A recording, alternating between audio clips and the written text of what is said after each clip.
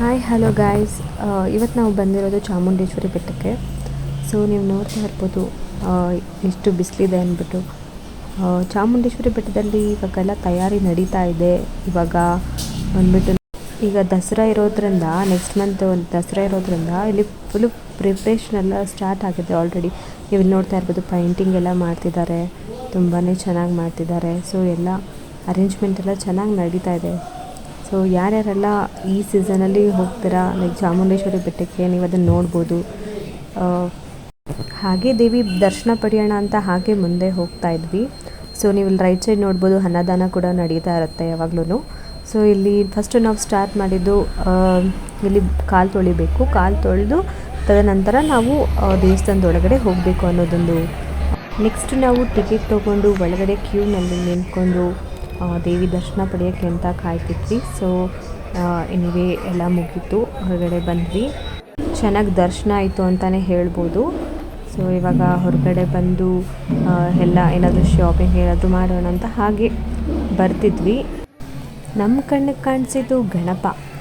September month ಅಂದ್ರೆ ಗೊತ್ತಲ್ವಾ, ಗಣೇಶನ ಉತ್ಸವ ಫುಲ್ ಸಖತ್ತಾಗಿ ನಡೆಯುತ್ತೆ. ಸೊ ಇಲ್ಲಿ ಚಾಮುಂಡಿ ಬೆಟ್ಟದಲ್ಲೂ ಕೂಡ ನಮ್ಮ ಗಣೇಶ ಇದ್ದರು.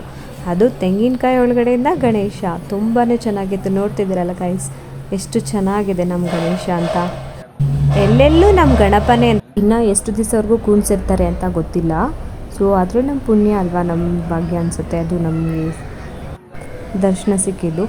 ಸೊ ಇಲ್ಲಿಂದ ಹಾಗೆ ಮುಂದೆ ಹೊರಟಿದ ತಕ್ಷಣ ಇಲ್ಲೊಂದು ಗಾಂಧಿ ತಾತ ನಿಂತಿದ್ರು. ಅದು ನಿಜಾನ ಸುಳ್ಳ ಅಂತ ಒಂದು ಸ್ವಲ್ಪ ಹತ್ತಿರ ಹೋಗಿ ನೋಡಿದಾಗ ಗೊತ್ತಾಯಿತು. ಅದು ಪಾಪ ಅವರು ಹಾರ್ಟ್, ಅವರು ಎಷ್ಟು ಇದ್ದಾರೆ ಅಂತ ಹೇಳಿದ್ರೆ ಪಾಪ ಅಂಥವರಿಗೆ ನಾವು ಹೆಲ್ಪ್ ಮಾಡಬೇಕು. ಅಷ್ಟು ಬಿಸಿಲಲ್ಲಿ ಕೂಡ ನಿಂತ್ಕೊಂಡು ಒಂಚೂರು ಕದಲ್ದಿರ ನಿಂತ್ಕೊಂಡಿರ್ತಾರಲ್ಲ, ಆದರೂ ಗ್ರೇಟ್. ಅಂಥವ್ರಿಗೆ ನಿಮ್ಮ ಕೈಲಿ ಆಗೋಷ್ಟು ಸಹಾಯ ಮಾಡಿ.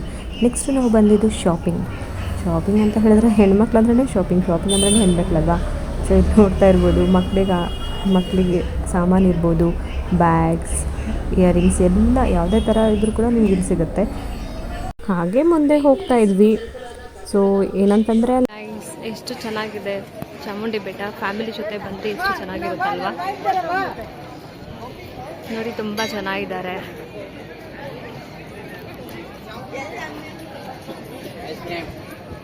ಐಸ್ ಕ್ರೀಮ್ ಯಾರಿಗೂ ಇಷ್ಟ ಇಲ್ಲ, ಎಲ್ಲರಿಗೂ ಇಷ್ಟ ಅಲ್ಲ.